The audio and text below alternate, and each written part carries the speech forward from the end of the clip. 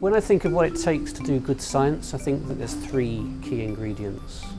One is the idea, the second is obviously technical, and actually the third ingredient, which I think is really important, is fun. I think what this centre has captured is all three of those things. Perhaps one of the successes of the centre has been the engagement, the willingness on the part of the investigators to challenge each other, to accept that challenge in good spirit and to respond to it with real intellectual rigour. If this is to mean anything, it should change people's lives. We individually have 3 different patient partner groups, and we've already brought them together so that they can actually tell us what sorts of research they want us to do. But it's been very helpful for them to challenge some of the assumptions we have.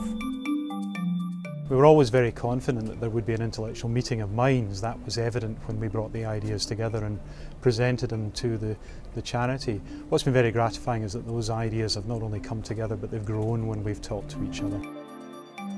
I think our major achievement is having filled all 12 of our PhD posts and having one organisation that delivers work across that.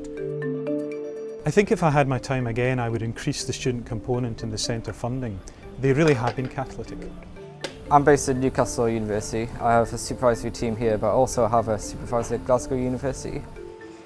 Students are wonderful. They challenge us and they force the PIs to then talk to each other and challenge themselves. In some respects, they've been the glue that brought the centre together. Actually being in a different lab, meeting new people and hearing different research projects all centering around the same theme was very motivating.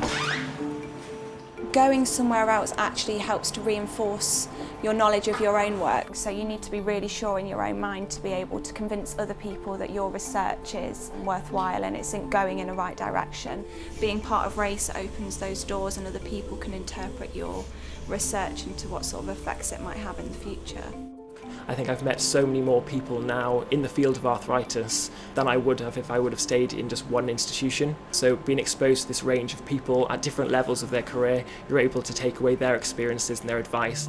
Hi, Miss Mecca. My name is Dr. Patients ask us often, can we stop our drugs? And historically we've said no, but now we're getting into the realm, well, maybe if we can get some biomarkers which tell us whether you're going to flare or not, it might be safe.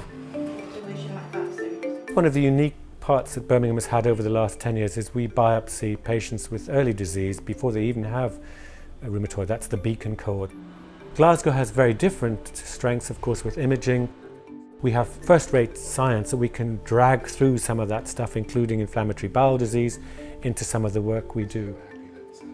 And now we have a group of clinicians, Arthur Pratt in Newcastle, Ian and his colleagues in Glasgow, and Andrew Fowler and Karim Raza here, who are collecting those cohorts, and our clinical colleagues can get that data as well as then our basic scientists getting access to the material that they need from it. At our core is a collaborative effort. We don't want to be accused of just more of the same. We want to be changing, moving into the future, and we want to have other organisations join us. We can start to address things that actually most centres in the world couldn't address. We thought long and hard before we bid for this Centre of Excellence, and it's all about patients and about helping patients to get their disease under control. And we're racing towards a cure. It's the C word that our patients want.